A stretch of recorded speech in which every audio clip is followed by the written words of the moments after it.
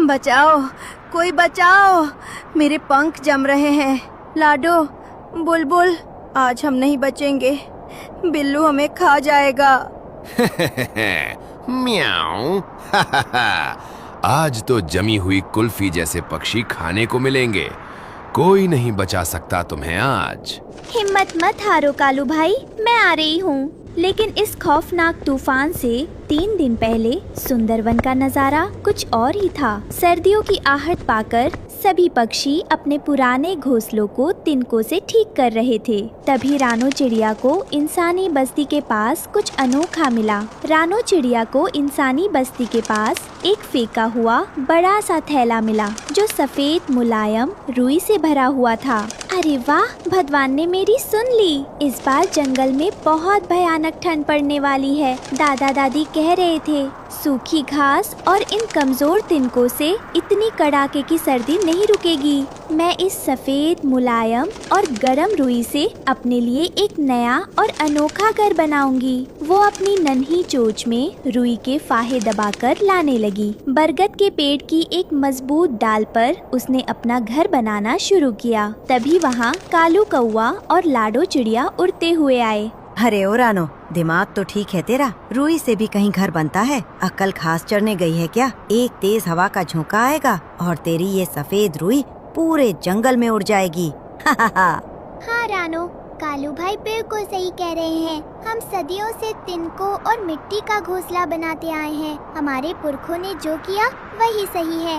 परंपरा को छोड़ोगी तो इस सर्दी में बेघर होकर पछताओगी। छोड़ो ये फालतू का नया ड्रामा और तिनके चुनो। कालू भाई, लाडो दीदी, बदलाव और नई सोच ही हमें बचाती है। बड़े बुजुर्ग कह रहे हैं कि इस बार की ठंड जानलेवा होगी, शीत लहर चलेगी। ये रुई मोटी है, ये बाहर की बर्फीली हवा को अंदर नहीं आने देगी। आप लोग भी मजाक छोड़ो और अपने घरों को और मजबूत कर लो, अभी समय है। अरे रानो, मुझे तो तुम्हारा ये सफेद घर बिल्कुल गर्मा गर्म रसगुल्ले जैसा लग रहा है। मन कर रहा है अभी खा जाऊं। अच्छा सुनो, अगर मुझे ठंड लगी तो क्या मैं तुम्हारे इस रुई के रसगुल्ले में आ सकता हूँ? हाँ हाँ जग्गू भाई, क्यों नहीं। ये घर सिर्फ मेरा नहीं, मुसीबत में सबके लिए खुला है। दिन बीतते गए। रानो ने कड़ी मेहनत से एक बेहद खूबसूरत, मोटा और अंदर से मखमली रुई का घर तैयार कर लिया। वो बाहर से सफेद गेंद जैसा दिखता था। इधर जंगल के नीचे झाड़ियों में शातिर बिल्लू बिल्ला आंखें गड़ाए बैठा था। म्याऊ, इस बार की ठंड तो गजब की है।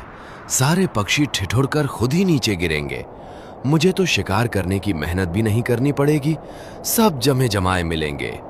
लेकिन ये रानो चिड़िया कुछ ज्यादा ही चालाक बन रही है। इसका रुई का घर तो बड़ा गर्म और आरामदायक लग रहा है। पहले इसी पर झपट्टा मारूंगा और अंदर कब्जा जमाऊंगा। म्याऊ। तभी वहाँ से कालिया भालू गुजरा। उसने बिल्लू को बड़बड़ाते सुन लिया। बिल्लू, अपनी ये गंदी और शिकारी नजर इन मासूम पक्षियों से दूर रखना। अगर तुमने किसी को भी नुकसान पहुंचाने की कोशिश की तो इस जंगल से तुम्हें ऐसा खदेड़ूंगा कि वापस आने का रास्ता भूल जाओगे। अरे अरे नहीं नहीं कालिया दादा, आप तो खामखा गुस्सा हो रहे हैं। मैं तो बस सर्दियों की हल्की धूप सेक रहा था। मैं भला इन्हें क्यों मारूंगा? म्याऊ। अचानक मौसम ने करवट ली। आसमान में काले बर्फीले बादल छा गए। दोपहर में ही अंधेरा हो गया और सनसना हुई बर्फीली हवा कंपनीत लगी। धीरे धीरे आसमान से बर्फ के टुकड़े गिरने लगे। सुंदरवन के इतिहास का सबसे बड़ा तूफान आ चुका था। हाय दया, इतनी ठंड तो कभी नहीं पड़ी। मेरी तो चोंच भी नहीं खुल रही है। मेरा घोंसला हिल रहा है। कालू भाई बचाओ, मेरे घोंसले के तिनके उड़ रहे हैं। बर्फ अंदर आ रही है। मैं खुद मर रहा हूँ लाडो। मेरे घोंसले की तो छत ही टूट कर गिर गई। हे भगवान, पारंपरिक तिनके तो इस तूफान में टिक ही नहीं पाए। अब क्या करें, कहाँ जाएं? ठंड इतनी बढ़ गई कि पक्षियों के पंख जमने लगे। वे उड़ने की हालत में भी नहीं थे।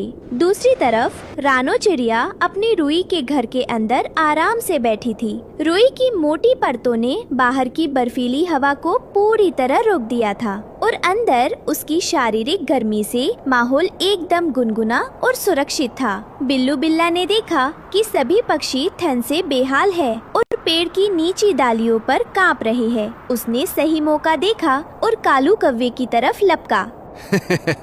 म्याऊं, आज तो मेरी किस्मत चमक गई। जमा हुआ कौवा खाने को मिलेगा। आ जाओ मेरे पेट में। बचाओ, कोई बचाओ।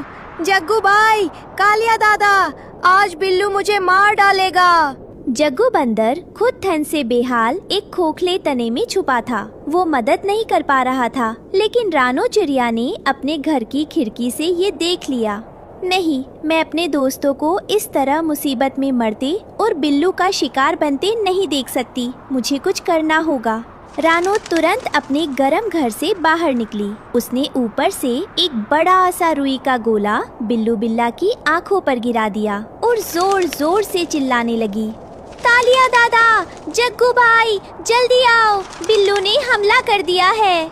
रुई आग पर गिरने से बिल्लू सटपका गया। तभी कालिया भालू वहाँ आ पहुँचा और उसने जोरदार दहाड़ लगाई। बिल्लू, तेरी ये हिम्मत! मैंने तुझे मना किया था ना। कालिया भालू को गुस्से में आते देख बिल्लू बिल्ला डर के मारे दुम दबाकर भागा और गहरी बर्फ में कहीं गायब हो गया। बिल्लू तो भाग गया, लेकिन ठंड का प्रकोप बढ़ता ही जा रहा था। कालू, लाडो और बुलबुल लगभग बेहोश होने की कगार पर थे। कालू भाई, लाडो दीदी, बुलबुल बहन, जल्दी करो, अपनी बची कुची ताकत समेटो और मेरे रुई के घर के अंदर आ जाओ। यहाँ बहुत गर्मी है, तुम सब सुरक्षित रहोगे।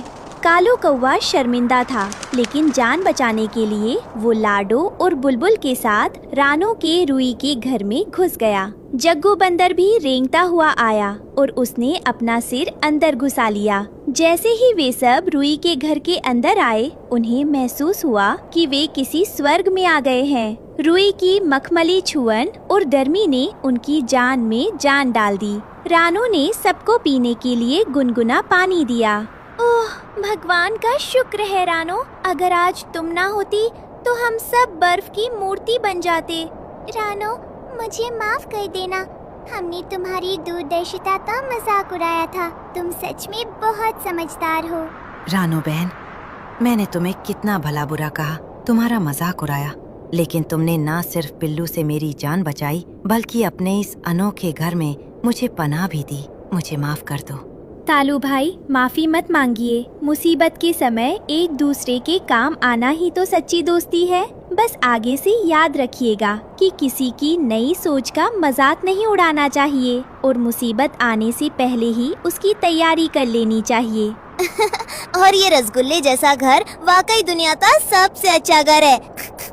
बाहर बर्फीला तूफान थमता जा रहा था और अंदर रुई के उस छोटे से घर में दोस्ती, समझदारी और दयालुता की गर्माहट फैली हुई थी। सभी पक्षियों ने मान लिया था कि मेहनत और सूझबूझ से किसी भी आपदा को हराया जा सकता है।